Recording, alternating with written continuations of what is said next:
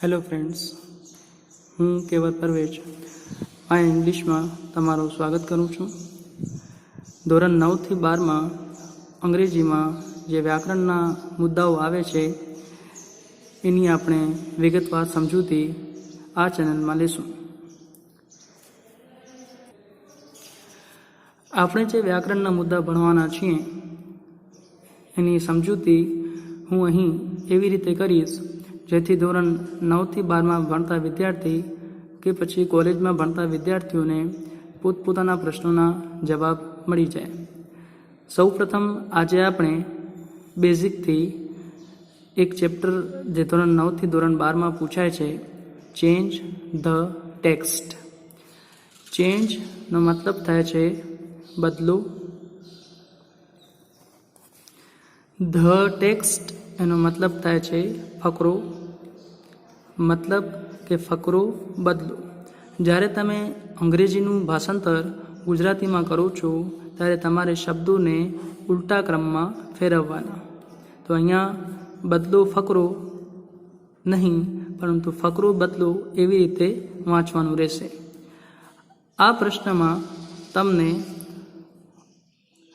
વિવિધ પ્રશ્નો પૂછાય છે, જેમ કે ફકરો બદલાવમાં સૌથી પહેલાં આવે છે સિંગ્યુલર ઇન્ટુ પ્લુરલ. મતલબ એક વચનનું બહુવચન કરવું. સિંગ્યુલરનું મતલબ થાય એક વચન, પ્લુરલનો મતલબ થાય બહુવચન. બીજો પ્રશ્ન આવે છે એનાથી તદ્દન ઉલટું, બહુવચનનું એક વચન કરો, એટલે કે plural into singular. Plural into singular. ત્રીજો પ્રશ્ન એનામાં આવે છે જાતિ બદલાવો, એટલે કે જેન્ડર, જેને અંગ્રેજીમાં કહેવાય છે ચેન્જ ધ જેન્ડર, એટલે કે જાતિ બદલાવો. જ્યાં પુરુષવાચક શબ્દ હોય ત્યાં મહિલાવાચક શબ્દો કરવાના, અને જ્યાં મહિલાવાચક શબ્દ હોય ત્યાં પુરુષવાચક શબ્દો કરવાના. ત્યારબાદ ચોથા નંબરે આવે છે કાળ બદલાવો, એટલે કે ટેન્સ. કાળને આપણે અંગ્રેજીમાં ટેન્સ કહેવાય છે, જેનું સ્પેલિંગ છે TENSE, ટેન્સ એટલે કાળ બદલાવો. ત્યારબાદ પાંચમા નંબરે આ જ પ્રશ્નમાં પેટા પ્રશ્ન આવે છે વ્યક્તિ બદલાવો, એટલે કે જો આઈ આપેલું હોય તો આઈની જગ્યાએ તમારે શી મૂકવાનું છે. એવી રીતે જો તમને હી આપેલું હોય તો એની જગ્યાએ વી મૂકવાનું છે. અને આ જ પ્રશ્નમાં સૌથી છેલ્લે આવે છે ચેન્જ ધ વોઇસ. વોઇસનો અંગ્રેજીમાં એક મતલબ થાય છે અવાજ. અહીંયા તમારે વોઇસ જે છે એનું મતલબ અવાજ નહીં, પરંતુ રચના કરવાનું છે. સામાન્ય રીતે જે મૂળ પ્રશ્ન છે ચેન્જ ધ ટેક્સ્ટ, એટલે કે ફકરો બદલાવો, એનામાં ધોરણ 9થી 12માં singular plural, plural singular, gender, કાળ, વ્યક્તિ અને વોઇસ, આટલા 6 પ્રશ્નોમાંથી કોઈ પણ 2 પ્રશ્નો પૂછાય છે. આજના વિડીયોમાં આપણે સૌ પ્રથમ વોઇસથી સ્ટાર્ટ કરશું. તો મિત્રો, ગેટ રેડી.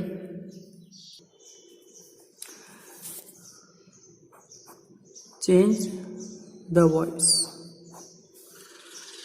મિત્રો, સામાન્ય રીતે એવું થાય છે કે વોઇસનું નામ પડતા જ મોટાભાગના વિદ્યાર્થીઓ મોઢું બગાડવા લાગતા હોય છે.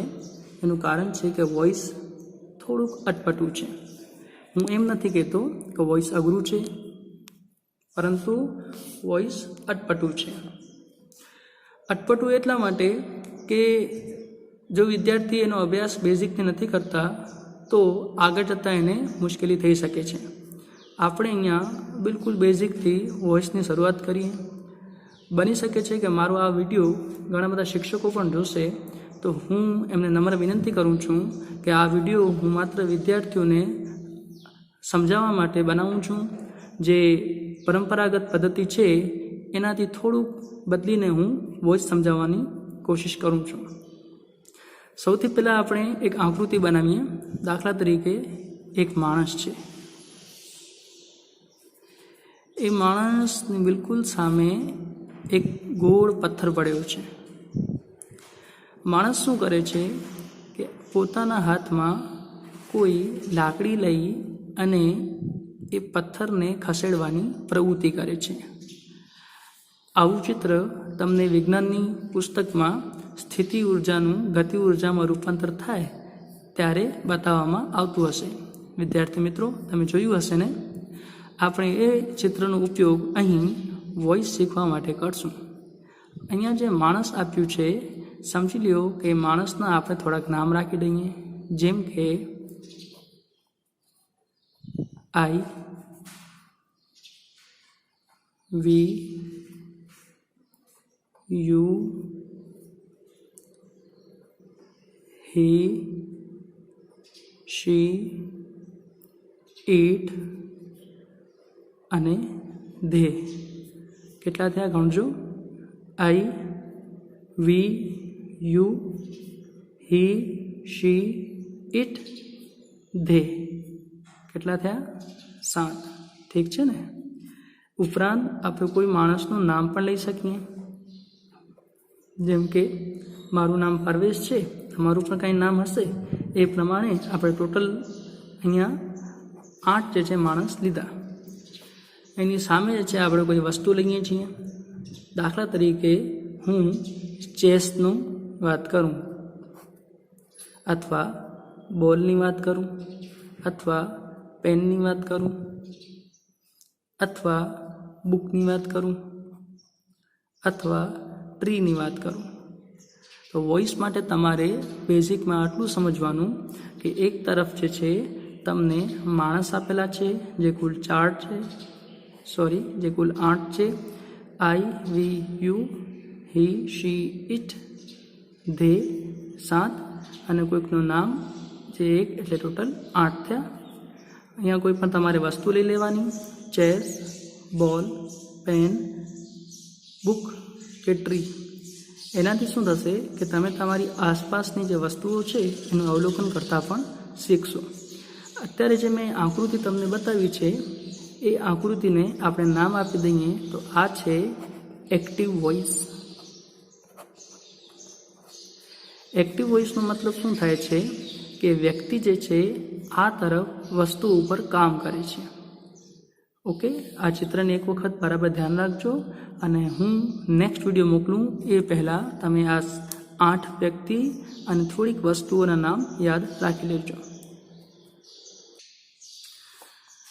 મિત્રો, આપણે આગળ જોયું કે જ્યારે કોઈ માણસ છે એની સામે કોઈ વસ્તુ છે અને એ એના ઉપર કશું કામ કરે છે, એને આપણે નામ આપ્યું એક્ટિવ વોઇસ. હવે આને આપણે થોડુંક ઉલટું કરીએ, વસ્તુને અહીંયા આગળ લઈ આવીએ અને આ જે માણસ છે એને પાછળ મોકલી દઈએ. તો આ જે જગ્યા બદલી એટલે કે માણસ પાછળ જાય છે અને વસ્તુ જે છે આગળ આવે છે, એને આપણે નામ આપી દઈએ પેસિવ વોઇસ. તો મિત્રો, તમે છે આકૃતિ ઉપરથી યાદ રાખજો કે સામાન્ય રીતે જ્યારે વ્યક્તિ જે આગળ આવે છે અને એ વસ્તુ ઉપર કામ કરે છે ત્યારે એને એક્ટિવ વોઇસ કહેવાય, અને જ્યારે એ વસ્તુ આગળ આવી જાય અને માણસ પાછળ જાય છે ત્યારે એને પેસિવ વોઇસ કહેવાય. આકૃતિ ઉપરથી યાદ રાખશો તો તમને એક્ટિવ અને પેસિવ વોઇસ યાદ રાખવા સરળ રહેશે. હવે મિત્રો, મેં તમને જે 8 માણસ આપ્યા હતા એના નામ અહીંયા ઉપર લખું છું. I, V, U, he, she, it, they અને કોઈકનું નામ. ઠીક છે? હવે એના માટે હું સૌથી પહેલાં અત્યારે આઈથી શરૂ કરું છું. તમે ઘેર બેઠા જ્યારે પ્રયોગો કરો ત્યારે તમે કોઈની સ્ટાર્ટ કરી શકો છો. આપણે આઈથી લઈએ. આઈ સાથે આપણે અત્યારે પહેલી વખત એમ લઈએ છીએ. અને હું એક કામ લઉં છું, જેમ કે હું અત્યારે રમું છું. આઈ એમ પ્લેઇંગ. મિત્રો, જ્યારે તમે બેઝિક અભ્યાસ કરો છો ત્યારે તમારા મગજમાં આવા પ્રશ્નો આવતા જ હશે કે આ એમ ક્યાંથી આવ્યું, આ આઈએનજી શા માટે આવ્યું. તો આના જવાબ આપણે આગળના વિડીયોમાં રૂબરૂ લેશું. અત્યારે આપણે લઈએ આઈ એમ પ્લેઇંગ. આઈ એટલે હું, પ્લેઇંગ રમું છું. આઈ એમ પ્લેઇંગ હું રમું છું.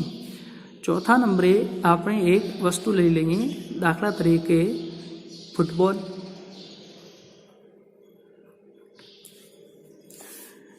મિત્રો, ફૂટબોલ એ રમતનું પણ નામ છે અને ફૂટબોલ એ વસ્તુનું પણ નામ છે જેનાથી આપણે રમીએ છીએ. તો અત્યારે આ રમતનું નામ છે તે ફૂટબોલ આપણે એમને એમ લઈએ છીએ. જો એ અહીંયા વસ્તુના નામ તરીકે હોત તો આપણે અહીંયા આગળ આર્ટિકલ એ મૂકત. બીજી વાત કે વસ્તુમાં જે છે હું, વસ્તુ રમતના નામ લઉં છું. ધીરે ધીરે આપણે અહીંયા લિસ્ટ જે છે આ યાદી લાંબી કરશું. વસ્તુમાં આપણે વસ્તુ પણ લેવાના છે અને રમતના નામ પણ લેવાના છે. વસ્તુમાં વસ્તુ અને રમતના નામ પણ લેવાના છીએ. તો અત્યારે આપણે સૌથી પહેલાં ચેન્જ ધ વોઇસમાં પહેલું વાક્ય છે એની શરૂઆત કરીએ. આઈ એમ પ્લેઇંગ ફૂટબોલ. હવે સૌથી પહેલાં અહીંયા માણસ કોણ છે? તો ઉપરના જે છે 8 માણસ છે એનામાંથી એક અત્યારે આપણે આપ્યું છે આઈ. આપણે એના નીચે અંડરલાઇન કરી અને માણસ દોરી નાખીએ છીએ. ફૂટબોલ જે છે એ વસ્તુ છે, એની નીચે આપણે પથ્થરનું ગોળ નિશાન કરી દઈએ છીએ. તો આ માણસ છે, આ વસ્તુ છે. હવે તમારે જે છે આનું ચેન્જ ધ વોઇસ કરવું હોય તો કેમ કરવાનું આપણે એ શીખીએ. તો મિત્રો, સૌથી પહેલાં જે છે આપેલું વોઇસ કયું છે તમે ઓળખી શકશો? થોડી વાર પહેલાં જ આપણે ચર્ચા કરી કે જ્યારે વ્યક્તિ આગળ હોય અને વસ્તુ પાછળ હોય ત્યારે એને શું કહેવાય? એને કહેવાય એક્ટિવ વોઇસ. તો આપણે આ એક્ટિવ વોઇસ છે એનું પેસિવ કરવા માટે શું કરવાનું? તો સૌથી પહેલાં વસ્તુ જે છે એને તમારે આગળ લઈ આવો, એટલે કે ફૂટબોલ અહીંયા આવશે.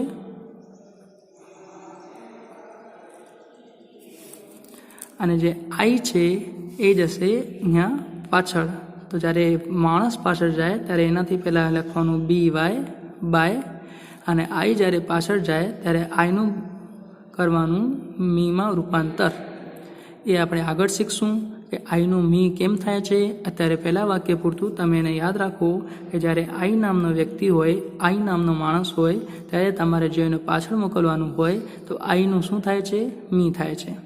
હવે જે વચ્ચેના શબ્દો રહી ગયા, એક છે એમ અને એક છે પ્લેઇંગ. કેટલા શબ્દો છે?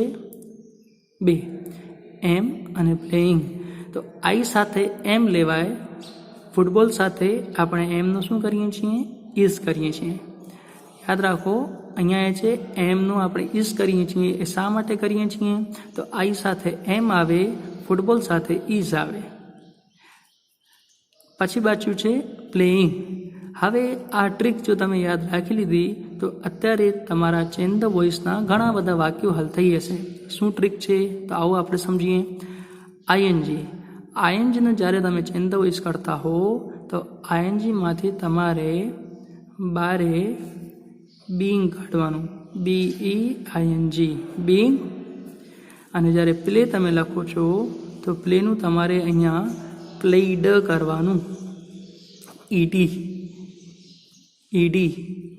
યાદ રાખો કે હંમેશા ચેન્જ ધ વોઇસ કરતી વખતે તમારે પેસિવ વોઇસમાં ક્રિયાનું ED કરવાનું છે. બેઝિકમાં તમે છો ત્યાં સુધી એટલું યાદ રાખજો કે તમારે પેસિવ વોઇસમાં ક્રિયાનું ED કરવાનું છે. EDનું મતલબ થાય V3, એટલે ક્રિયાનું ત્રીજું રૂપ. હજી એકવાર આપણે વાક્ય જોઈ લઈએ ઝડપથી. આગળ છે માણસ, પાછળ છે વસ્તુ આગળ આપણે લઈ લીધા. ત્યારબાદ આઈ છે, આઈનું આપણે અહીંયા કર્યું બાય મી. એમની જગ્યાએ આપણે કર્યું ઇઝ, આઈએનજીની જગ્યાએ આપણે કર્યું છે બીંગ, આઈએનજીમાંથી બીંગ બહાર કાઢ્યું, પ્લેનું આપણે કર્યું છે પ્લેડ. મિત્રો હવે આપણે બીજું વાક્ય લઈએ.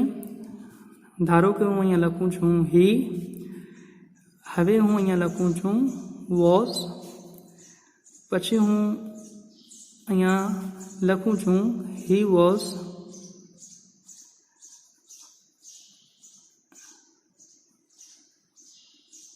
writing, he was writing an essay. મિત્રો યાદ રાખજો કે આપણે વસ્તુમાં શું શું લઈએ છીએ.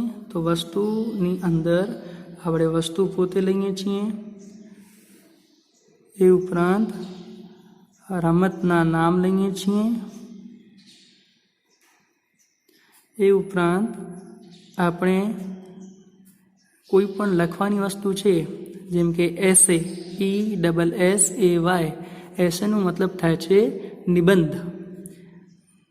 એસે એટલે નિબંધ. તો તમે જે લખતા હો છો એને પણ તમારે વસ્તુમાં લેવાનું છે. જેમ કે અત્યારે આપણે નિબંધ જ લઈએ છીએ એસે, એની જગ્યાએ તમે કવિતા લઈ શકો છો, પ્રમેય લઈ શકો છો, ફકરો લઈ શકો છો, ગીત લઈ શકો છો, પાઠ લઈ શકો છો, દાખલો લઈ શકો છો.